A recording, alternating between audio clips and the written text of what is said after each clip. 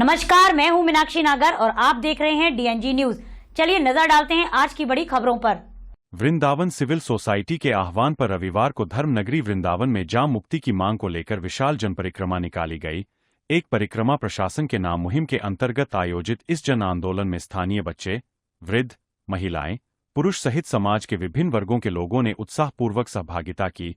श्रद्धालुओं और ब्रजवासियों ने हरे कृष्णा हरे राम, जाम मुक्त वृंदावन धाम, एक ही नारा एक ही काम, जाम मुक्त वृंदावन धाम जैसे गगन भेदी नारों के साथ पंचकोसीय परिक्रमा लगाई। लोगों के हाथों में नहीं चाहिए सड़कों पर ई रिक्शा, जाम मुक्त हो हमारा वृंदावन, जाम के झाम से हमें बचाओ लिखी तख्तियां थीं। परिक्रमा में शामिल व्यापारिक, सामाजिक, धार्मिक, शैक्षिक एवं समाज सेवी संस्थाओं के पदाधिकारियों ने एक स्वर में कहा कि वृंदावन की संकरी गलियों और प्रमुख मार्गों पर अनियंत्रित ई रिक्शा संचालन के कारण आए दिन भीषण जाम की स्थिति बन रही है। इससे स्थानीय नागरिकों, श्रद्धालुओं और आपातकालीन सेवाओं को भारी परेशानी का सामना करना पड़ता है। जन परिक्रमा के समापन पर उपस्थित लोगों ने प्रशासन से जल्द प्रभावी कदम उठाने की मांग करते हुए चेतावनी दी कि यदि समस्या का समाधान नहीं हुआ तो आंदोलन को और व्यापक रूप दिया जाएगा। दे रहे हैं प्रशासन के खिलाफ में, तो क्या लगता है? प्रशासन के खिलाफ नहीं दे रहे हैं, जगा रहे हैं उनको। प्रशासन के खिलाफ ही तो नहीं दे रहे हैं। कोई ऐसा नारा आपको नहीं मिलेगा कि जो खिलाफ वाला। हम तो हरे कृष्णा हरे राम का नारा देते हुए जा रहे हैं और हमें पूरा विश्वास है कि शासन प्रशासन हमारी मदद करेगा।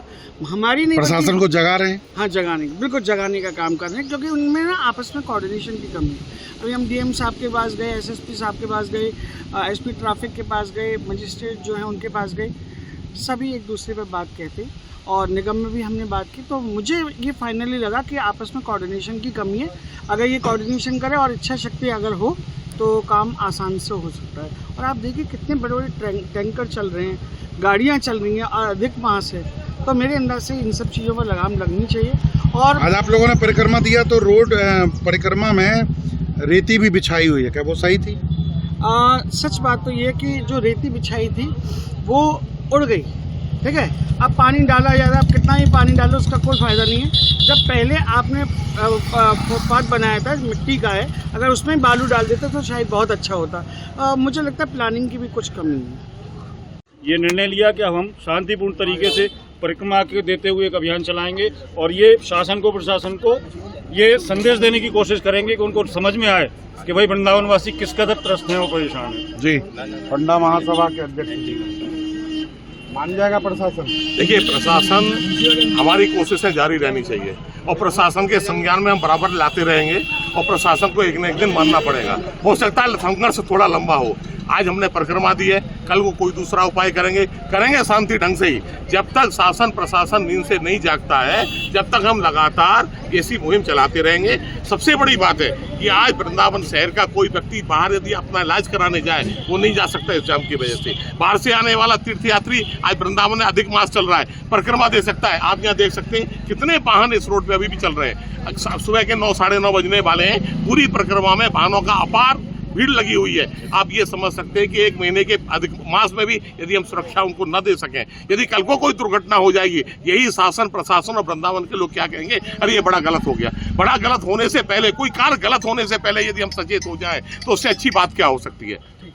जो चल रहा है बाल श्रम के बारे में, आप देख रहे हैं कि ई रिक्शा बाल बच्चे ही नहीं चला रहे हैं, बाकी अनऑथराइज काफ़ी चल रहे हैं। जो कि नगर निगम से बात हुई थी 2700 ई रिक्शों की, पर यहाँ पर कम से कम 5000 ई रिक्शे चल रहे हैं। उनका सही से संचालन नहीं हो रहा है। प्रशासन सब जानता है, ऐसा नहीं है कि प्रशासन नहीं जानता है। हम उनको जगाने का प्रयास कर रहे हैं। बहुत ही शांतिपूर्वक तरीके से वृंदावन सिविल सोसाइटी अपने कार्य कर रही है और आगे भी करती रहेगी।